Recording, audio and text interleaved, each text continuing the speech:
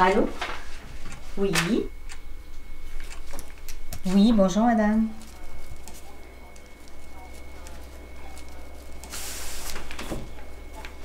Pour les Français, oui. Oui. Oui. Euh, ok. Euh, alors, je vous explique comment ça se passe, hein. Moi, j'aide des malades français à aller mourir en Belgique.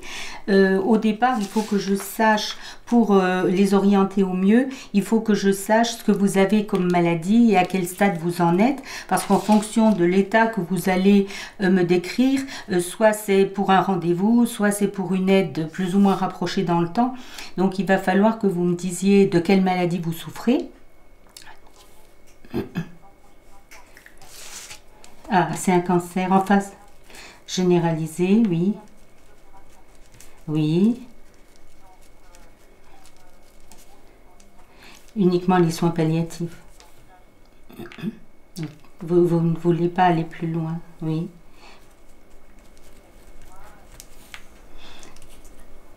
Vers la Belgique. Donc, voilà. Donc, vous souhaiteriez un rendez-vous pour avoir une euthanasie derrière. Voilà. Ok. Vous êtes mariée, madame? Votre mari est d'accord avec votre projet? Il est ok avec. Et vous avez des enfants? Pas d'enfants, donc il n'y a pas de souci de ce côté-là. Il vous accompagnerait, votre mari? Ok, accompagnement aussi. Alors, si c'est à Bruxelles, c'est en milieu hospitalier. Et pour l'instant, il n'y a plus qu'un seul hôpital qui accepte de nous aider, donc c'est relativement peu, parce qu'il faut quand même qu'il y ait une chambre particulière qui soit disponible pour un malade français, et malheureusement, ils ont déjà leur malade belge. Voilà. Et puis dans ma région, on a trouvé une autre solution. Ça ne se passe pas à l'hôpital, mais c'est aussi dans une structure médicalisée qui ne souhaite pas faire trop de publicité parce qu'elle ne veut pas non plus être comme les médecins belges débordés par les demandes. Donc si vous voulez, moi je sers un peu d'intermédiaire entre les médecins et les malades qui sont en demande, en essayant toujours au maximum de répondre à la demande des malades qui entrent dans la loi. Ben, voilà. Alors, il y a deux choses, hein. Au niveau de l'euthanasie elle-même, quand vous irez voir le médecin, vous écrirez sur une feuille, il vous fera écrire sur une feuille avec vos noms. Alors, en Belgique, c'est le nom de jeune fille qui prime toujours. Il vous fera écrire votre adresse, votre date de naissance, et il faudra que vous écriviez une simple phrase: je demande une euthanasie. Et si vous retournez le voir par la suite, il vous fera remarquer à chaque fois, confirmer en fait le fait que vous voulez bien une euthanasie. Mais je vous en prie, je vous en prie. Au revoir, madame. Au revoir.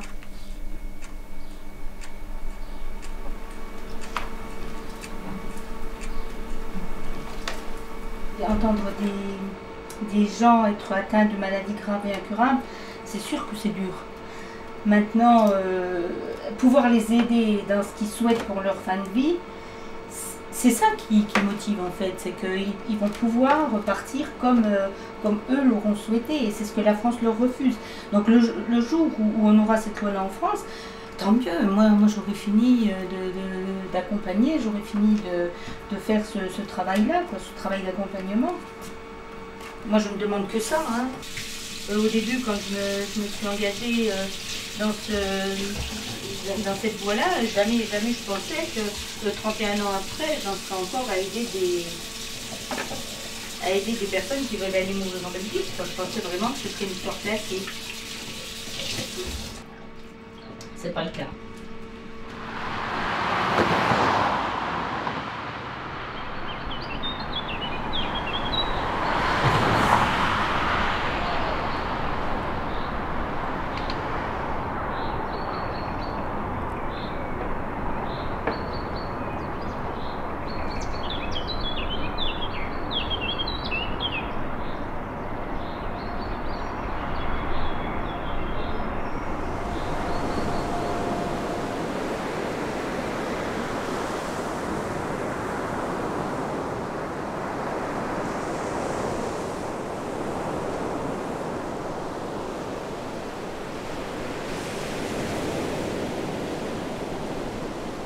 Avant une euthanasie, je suis pas très bien. Bon, 2-3 jours avant, je commence un peu à être plus nerveux.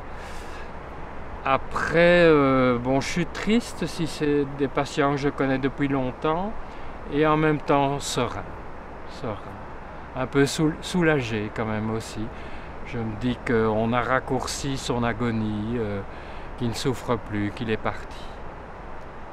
Tous ceux qu'on euthanasie, on leur dit qu'on va peut-être se retrouver un jour ailleurs.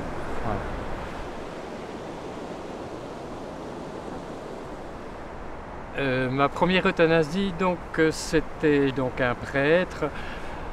J'avais très mal dormi parce que j'ai répété 10 fois le scénario en me demandant comment j'allais faire, etc., etc. Donc on est arrivé, le prêtre s'est préparé, il est allé dans sa salle de bain, s'est rasé, s'est habillé, s'est couché sur son lit. Le professeur et moi, on est allés dans la cuisine, on a préparé le matériel. Donc il avait demandé une euthanasie par injection, donc intraveineuse de barbiturique. Et quand il s'est allongé, on a installé la perfusion. Il avait des veines très difficiles, l'infirmier nous a aidés. Et puis on était prêts, donc avec une pochette remplie de ce produit. On a ouvert le robinet, je simplifie, et on a injecté le produit, il s'est endormi.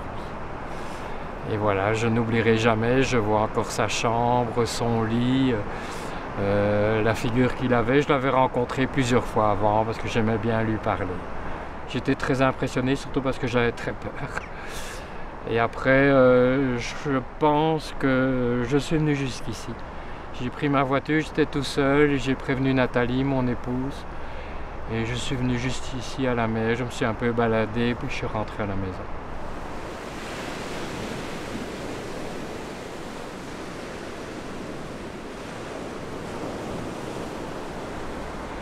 Il y a des euthanasies beaucoup plus tristes, plus compliquées. Ça reste toujours émouvant. Il y a une euthanasie où j'étais tout seul avec l'épouse. Quand le mari est parti, elle s'est effondrée dans mes bras. Et je crois que j'ai pleuré avec elle. C'était très dur, ça, très dur. Les familles qui ont participé à une euthanasie avec moi, avec l'autre médecin et moi, je n'ai jamais eu d'injure, jamais. Je l'ai déjà expliqué, j'ai eu un mauvais regard du fils d'une dame. Quand je suis entré dans la chambre, il ne m'avait jamais vu. Et j'ai vu qu'il me regardait vraiment méchamment. Je m'étais assis au bord du lit, il m'a demandé de bouger et de partir. Mais c'est une erreur, j'essaie, comme je l'ai déjà dit souvent, de rencontrer le plus possible les membres de la famille, même s'ils ne sont pas d'accord, pour pouvoir en parler avec eux avant. Ça leur permet de commencer à faire le deuil de ce qui va se passer. Ça les apaise un petit peu.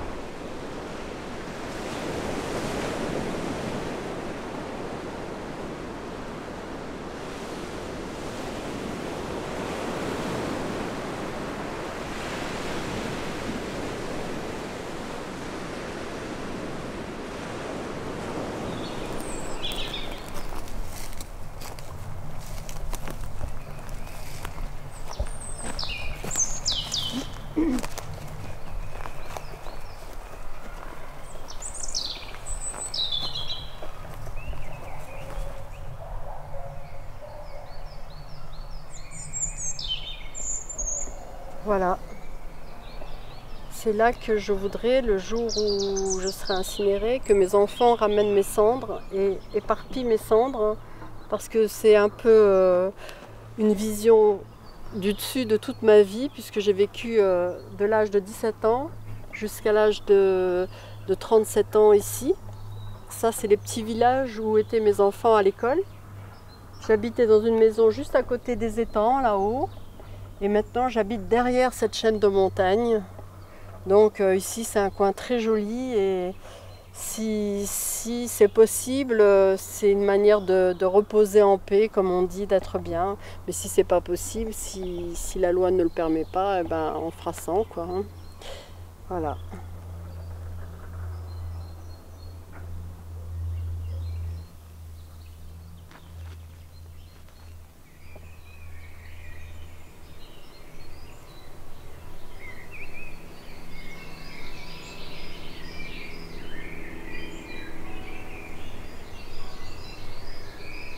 pense, le fait de savoir que je pourrais aller mourir en Belgique, ça m'a dégagé d'un poids. C'est-à-dire qu'aujourd'hui, je me consacre à mes soins, à mon cancer, à mes opérations, à tout ce que je peux faire pour vivre le plus longtemps possible à côté des gens que j'aime. Donc on profite de tous les instants, de tous les moments. Je vous dis, on est venu pique-niquer à cet endroit, tous ensemble. Je ne sais pas trop comment je vais mourir, mais je ne veux pas qu'on décide pour moi. J'estime que j'ai le droit de pouvoir gérer ma fin de vie dans l'état où je suis.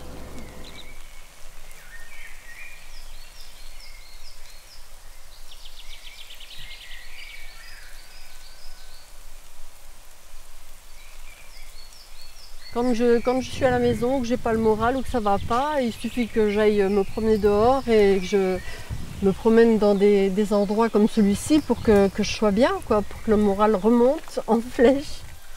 C'est toute ma vie, la nature c'est toute ma vie. J'ai pas besoin de partir en vacances, j'ai pas besoin de passer du temps en ville. Moi, les musées, les choses comme ça, c'est pas du tout mon truc. Mais par contre, la nature n'a pas trop de secrets pour moi.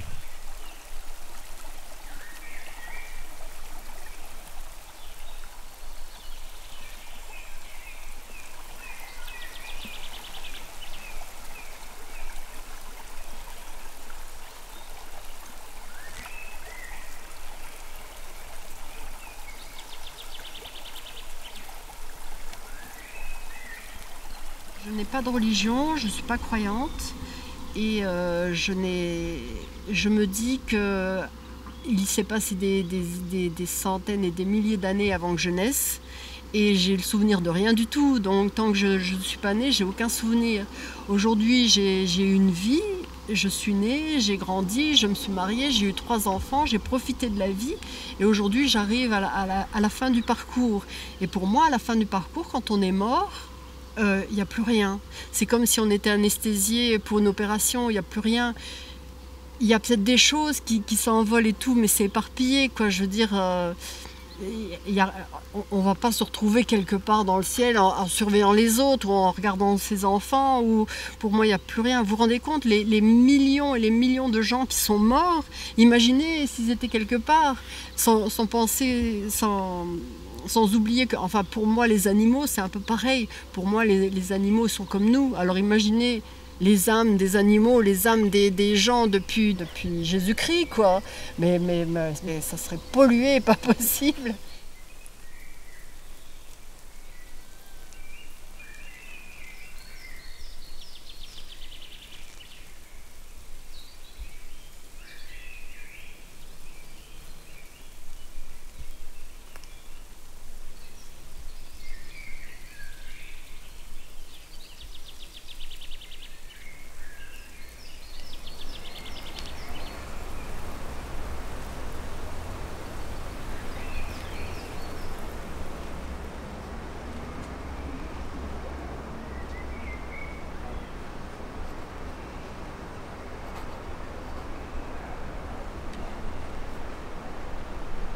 J'ai 42 ans, je suis marié et mère de 2 adorables filles de 10 et 12 ans. Au mois de mai, ma vie a brusquement basculé et m'a plongé dans la torpeur, dans l'effroi.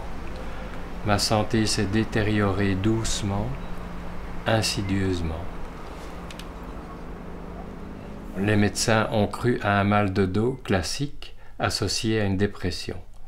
Mais peu à peu, de nouveaux symptômes sont apparus, faisant penser très fortement aux premiers symptômes de la maladie de Charcot, autrement dit sclérose latérale amyotrophique. C'est une maladie qui vous paralyse peu à peu.